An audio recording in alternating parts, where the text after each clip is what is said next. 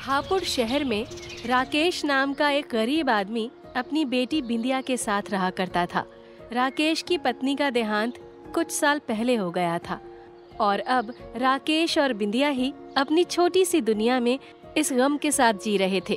हालांकि राकेश अपनी गरीबी के बावजूद बिंदिया को कोई कमी नहीं होने देता था। बिंदिया, बिंदिया, कहाँ है तू? देख, मैं घर आ गया। यही हूँ पापा, आप बैठो, मैं आपके लिए पानी लेकर आती हूँ। नहीं, पानी छोड़ो, तुम मेरे पास आओ। ये देखो, मैं तुम्हारे लिए क्या लाया हूँ। अरे वाह, फ्रॉक! ये तो बहुत प्यारी है। ये वही वाली है ना जो मैंने आपसे लेने को कहा था? हाँ, बिल्कुल वही है। मेरी बच्ची को कुछ पसंद आए और मैं उसे वो ना दिलाऊं, ऐसा भला हो सकता है क्या? इसी तरह से राकेश बिंदिया की हर ख्वाहिश पूरी करता रहता था और उसे कभी भी अपनी माँ की कमी महसूस नहीं होने देता था। लेकिन फिर भी कभी कभी ऐसा दिन आ ही जाता था जिस दिन उसे अपनी माँ की याद आ जाती थी। ये बात जब राकेश ने एक दिन अपने दोस्त मनोहर के सामने रखी तो वो बोला, अब देख, चाहे तू कितनी भी कोशिश कर ले, लेकिन उसकी माँ तो नहीं बन सकता। माँ तो माँ ही होती है। इसलिए मुझे लगता है तुझे दूसरी शादी कर लेनी चाहिए, क्योंकि जब तू काम पर चला जाता है तो जरा सोच कर देख, उस पर क्या गुजरती होगी अकेले। बेचारी हर बात तुझसे कह थोड़ी पाती होगी। ये बात तो तुमने बिल्कुल सही कही मनोहर, ऐसा तो मैंने सोचा ही नहीं था। अरे फिक्र ना कर, मेरी नजर में एक लड़की है, तेरा घर संवार देगी।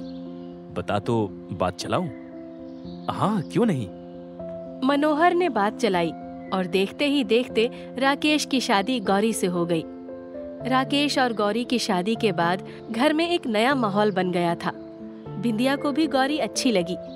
गौरी हमेशा प्यार से बात करती, उसका ख्याल रखती और माँ की तरह दुलारती। बिंदिया को लगा कि अब उसकी जिंदगी और भी अच्छी हो जाएगी। अरे बिंदिया, इधर आओ बेटा, देखो मैंने तुम्हारे लिए तुम्हारी पसंद की खीर बनाई है। सच में मम्मी, ये तो बहुत स्वादिष्ट है। तुम्हें पसंद आई तो बस मेरा दिन बन गया। अब से तुम जो कहोगी वही बनेगा। बिंदिया बहुत खुश थी। उसे लगा कि उसकी नई माँ सच में बहुत अच्छी है। लेकिन ये खुशी ज्यादा दिन तक नहीं टिक पाई। एक दिन जब राकेश काम पर जा चुका था, गौरी का व्यवहार अचानक बदल गया। ओए बिंदिया, सुनाई नहीं देता क्या? चाय बना कर ला। बिंदिया गौरी की ऐसी आवाज सुनकर हैरान रह गई। उसे लगा शायद मम्मी गुस्से में होंगी। हाँ मम्मी, अभी लाती हूँ। बिंदिया जल्दी जल्दी चाय बनाकर लाती है।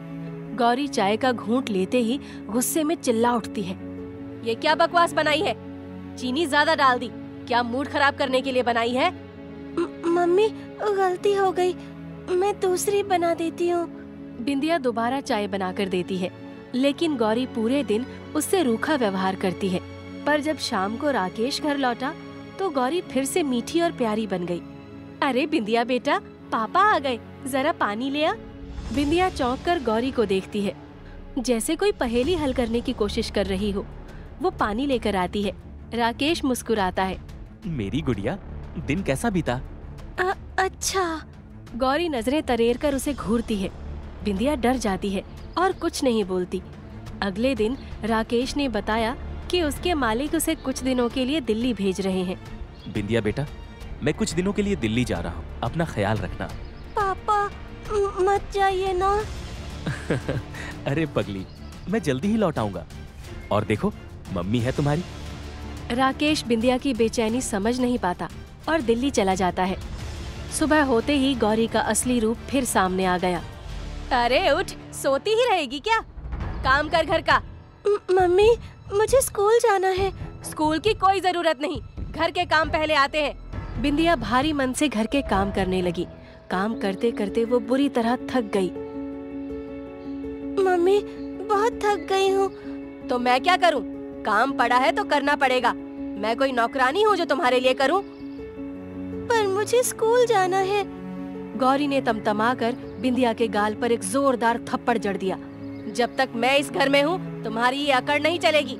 बिंदिया सन्न रह जाती है। उसकी आंखों में आंसू छलक आए। वो समझ नहीं पा रही थी कि उसकी प्यारी माँ अचानक इतनी बदल कैसे गई। राकेश के जाने के बाद गौरी बिंदिया से नौकरानी की तरह काम करवाने लगी। वो बेचारी बहुत थक जाती थी। मम्मी, मैं बहुत थक गई हूँ, थोड़ा आराम कर लो। अरे वाह, तेरे हिस्से का काम मैं करूं क्या? चल काम में लग। मैं नहीं करूंगी। गौरी का चेहरा तमतमा उठा। उसने झटके से बिंदिया के बाल पकड़े और उसे किचन की तरफ धक्का दे दिया। बिंदिया डर के मारे भागकर रसोई में चली गई और काम करने लगी। अगर मेरी असली माँ होती तो मेरे साथ ऐसा कभी नहीं करती। हे भगवान, ये क्यों हो रहा है? मैं किससे कहूँ? बिंदिया सहमी हुई बस काम करती रही। पूरे दिन गौरी ने उसे ताने मारते और तंग करते हुए निकाला और अगले दिन बिंदिया बीमार पड़ गई। अरे उठ, पड़ी सोती रहती है, जल्दी उठ जल्दी, निकम्मी कहीं की। मैं बीमार हूँ, मुझे कमजोरी लग रही है। नाटक मत कर, अगर तबीयत खराब है तो कोई गोली खा और काम पर लग जा। बिंदिया ने दवाई तो खा ली, लेकिन कमजोरी कम नहीं हुई। तभी पड़ोसन सीमा आ गई। उसने बिंदिया की हालत देखी तो चिंता में पड़ गई। अरे बिंदिया, तेरा चेहरा तो पीला पड़ गया है, तू ठीक तो है ना? मैं बहुत बीमार हूँ आंटी। अरे इसे डॉक्टर के पास लेकर जाओ, ये बहुत बीमार लग रही है। अरे सीमा जी, इसने मुझे बताया ही नहीं। चलो बेटा, अभी डॉक्टर के पास चलते हैं। सीमा संतुष्ट होकर चली गई, लेकिन जैसे ही वो गई, गौरी ने कहा, डॉक्टर के पास जाने की कोई जरूरत नहीं। लेकिन मम्मी, मैं सच में बीमार हूँ। मर नहीं जाएगी इतनी सी बीमारी से। थोड़ी मजबूत बन, तेरे बाप ने तुझे छुई मुई बना दिया है। लेकिन जब बिंदिया की हालत ज्यादा बिगड़ने लगी तो गौरी बिंदिया को डॉक्टर के पास घसीट कर ले गई और जानबूझकर उसे इंजेक्शन लगवा दिया, क्योंकि उसे पता था कि बिंदिया को इंजेक्शन से डर लगता है। मम्मी नहीं, प्लीज नहीं। नहीं मम्मी। अगर इंजेक्शन से इतना डर लगता है तो जरूरत नहीं है, दवाई से भी काम चल जाएगा। नहीं नहीं, ये तो ऐसे ही नाटक करती है, आप इंजेक्शन लगाइए। बिंदिया रो रही थी, लेकिन गौरी को कोई मतलब नहीं था। उसी दिन राकेश घर लौट आया। बिंदिया दौड़कर उसके गले लग गई। पापा, मम्मी ने मुझे इंजेक्शन लगवा दिया। अरे डॉक्टर ने कहा था कि जरूरी है, तो मैंने लगवा दिया।